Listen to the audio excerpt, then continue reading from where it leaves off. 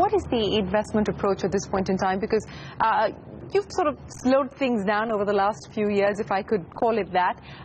You're looking more consciously at the US market.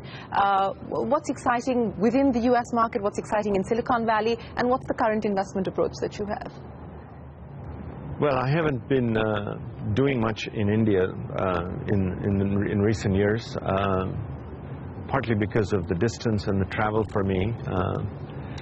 And I'm also spending more time on philanthropy and on Stanford and a bunch of things that I'm doing here. So I would say that the opportunity to make money exists everywhere, whether it's in India or the US or perhaps with the exception of maybe Europe, where the market isn't growing as fast. There's a lot of opportunity all over Asia at the moment. And I don't know, I might choose to come back in and what would it take to get you back in? Oh, nothing other than the fact that something that excites me in the form of businesses, but I'm also There's nothing exciting cropped up so far? I'm involved with a bunch of nonprofit things going on in India. So that's looking exciting. So Guru, which is a platform on the internet for K through 12 education, which is a team of people based here. We're actually now turning that into a global platform with a focus around India. We are very successful here in California schools, in the core school districts. I just visited 3 school districts in Southern California a few weeks ago, Riverside, Santa Ana, and Val Verde. And I'd love to see more of that type of opportunity to take education and democratize it, and digitize it and democratize it over the internet and offer it for free. So knowledge should be free. Okay. And accessible to all. So that, I think, is an interesting, huge opportunity to educate more people in India. Healthcare, I think remote healthcare is interesting. I think it certainly needs to be delivered correctly because you don't want to mess around with healthcare and not have the right quality of care. There are plenty of people working on it. I think the minister alluded to it yesterday when he was talking about how there's a lot of opportunity in private healthcare in India, and it's going really well in that sense. So, but I haven't focused on it. It's not my core competency. Renewable energy is another space that we're seeing a fair degree of interest. SoftBank is just committed to put down $20 billion in a deal that it struck with Bharti. Would that look exciting to you sometime in the future, perhaps? No, I think solar in India especially, I think is going to be huge. I mean, there's so much sunlight. Solar and perhaps a little bit of wind. A lot of sunlight, but not enough land. Or not enough land on which you can create solar parks. That's true, but you can put it on rooftops, you can put it in lots of other places, and you can put it on areas in the desert where the land is fallow. So I think there's great opportunity, but then they need to then find storage and then put it on a grid, and they need to solve the problem of making sure that when the electricity is sold, that they get paid for it, which has been one of the challenges in the past with state electricity boards and so forth. Okay. But I think having more renewable energy is a very, very good way to go for India, and more incentives in that direction would be obviously welcome. Okay, let me ask you specifically about Inmobi, because our last conversation with Naveen, and he said the next big sort of turning point for the company could perhaps be the IPO, and that they would be looking at that possibility. Do you think it's the right time? Well, I don't know. I'm not on the board of Inmobi, so I'm not as close to it, but I think they're doing really well, and they're heads down focused on execution. What do you think has worked for Inmobi?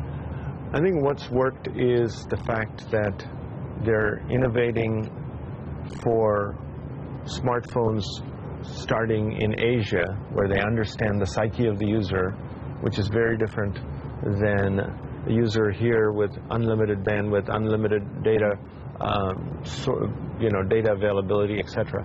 So they're much more frugal in their innovative approaches for what works in markets like Indonesia and markets like India, maybe even other parts of Asia like China and so forth. And they've taken that and applied it to things beyond downloading apps, to e-commerce with the new with the new level of interest in e-commerce, not only in India but throughout Asia, I think there are new ad formats that could be interesting. What are what is the next wave of disruption that you anticipate? What could be the next areas of opportunity and excitement? What are you picking up here in the Valley? Well, there's a lot of innovation going on in the Valley. The intersection of computer science, medicine, and biology, there's a lot of interesting work going on there. That, I think, is a 20, 30-year sort of view. The more short-term, if you're thinking of return in the next 5, 10 years, it's probably more of the same. It's going to be around AI, deep learning, the fact that you're going to continue to see new platforms come about, either built on top of applications that have become very successful or on top of new hardware, like in VR's case, it's new hardware and new software. So those sorts of things. Mm-hmm. You know, the government in the last budget announced a fund to fund startups. Do you think that that's the right approach? What should the government be doing as far as nurturing the startup ecosystem is concerned? Because, you know, funding perhaps is not the best idea. Yeah, I don't think the government would be in the best position to pick winners and losers. Yeah. It's better for the government to create the environment, which this government has certainly created, where startups and the ecosystem can thrive ideally with less onerous regulation, with the ability to move capital in and out, for labor to be attracted to India, for there to be high-speed internet, for there to be a lot more users with smartphones, a lot more consumers with smartphones in their hands, those sorts of things. I think creating that positive environment is probably, and fixing infrastructure, all of which they're focused on. So I think that's more valuable than trying to create a fund, because I don't think there's a lack of capital in the markets. I think there was in the past a lack of belief in wanting to invest in India because of those hurdles. You know, the road to sustainable profitability for companies like Twitter, for instance, do you believe that it's going to get increasingly challenging? We're seeing management changes being forced upon companies because they're not being able to deliver on the quarterly expectations that people have. Do you believe that the road to sustainable profitability is going to get hard as there's more competition and perhaps even commoditization? Well, as you know, the lack of profitability hasn't stopped anybody from starting and growing companies. You know this from e-commerce in India.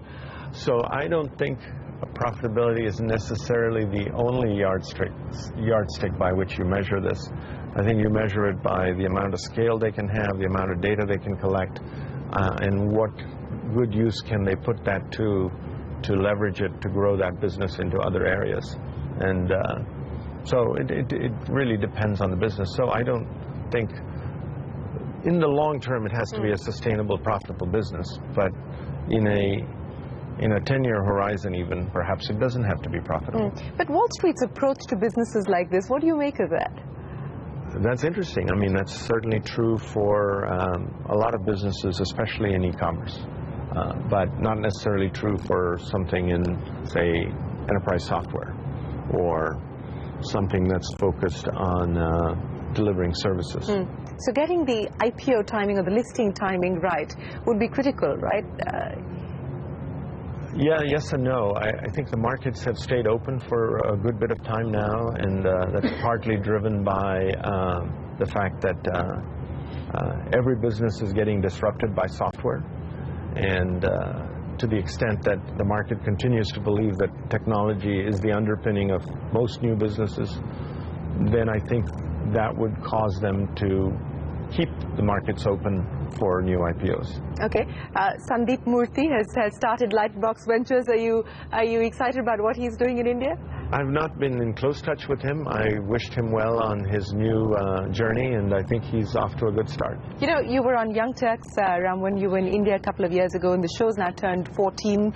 In fact, this month we celebrate our 14th anniversary. So to all the startups who are looking at getting into business, those who've already been in business, what would your mantra and your advice be? Go out there and succeed, and be tenacious, be persevering, and go build businesses.